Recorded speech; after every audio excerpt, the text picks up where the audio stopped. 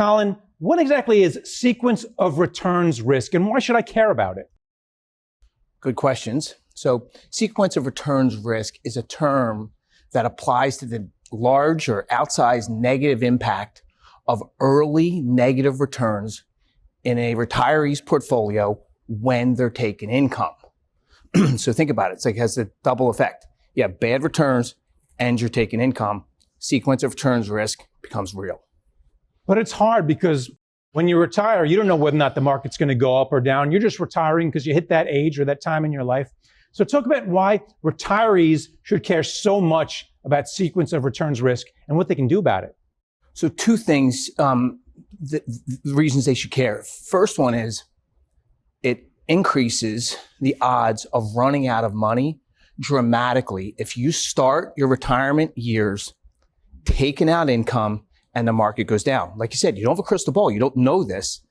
But if it happens anyway, it has a significant and outsized impact of forcing that retiree to run out of money and have an unsuccessful retirement. That's one reason. That's important, of course, for the obvious reason. The second reason is the stress and the lack of peace that puts on a retiree's life. You know, it's almost one of these oxymorons. I've heard a lot of people say these days, I'm working in retirement. That's like an oxymoron. You're either retired or you're working. And lots of people are forced to do that because of the impact of, or negative impact of sequence of returns. Well, stress I'm quite familiar with. So talk about over at Delaware Life, how you protect your clients from feeling such stress.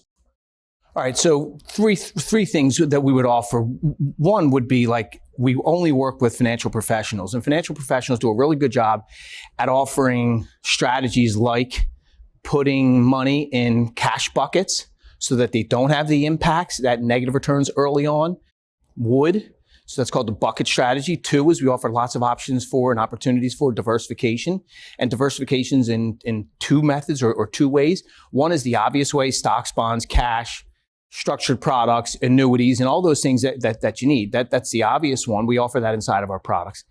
The second way is through this like product diversification.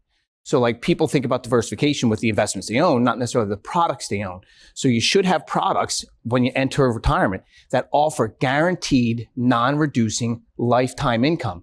They're power words, right, Greg? Like if you're retiring, I want guaranteed income. I want it to last my lifetime, and I don't want it to reduce so that I can maintain the way that I want to live in retirement. And now you're seeing more of a push to get guaranteed income in retirement plans. Can you talk about the way that's transforming the industry? All right, two answers in that one. One is it simplifies the life of a retiree.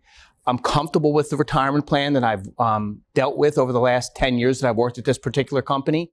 I have all the same investment options. Now I'm just offered a guaranteed income stream for the rest of my life. Insurance companies like Delaware Life can offer that to in-plan platforms and in-plan investors, retirees.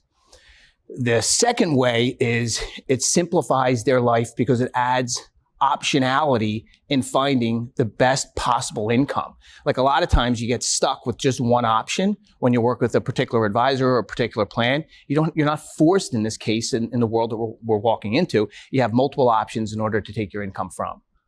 And then finally, the other big thing we're hearing about, aside from putting guaranteed income in retirement plans, is putting alternatives in retirement plans. And that scares some people because of the liquidity or illiquidity, and also because of the cost. What are your thoughts on alternative assets? So I have a strong opinion on them. One, this idea of diversification is real. The old adage is it's the only free lunch in the investment business is real. And so if you can get alternatives in a portfolio that adds to the further diversification, that adds to the balancing of risk, that adds to the minimizing the impact of sequence of returns, all of those things it does, but with one key or one important caveat: you can't pay too much to get them. And in order for them to get into plans these days, they have to figure out how to offer them to the retirees or to the plans themselves at cost that folks can afford. All right. Well, thanks for coming on and talking about it. Yeah, great. Thanks for having me, Greg.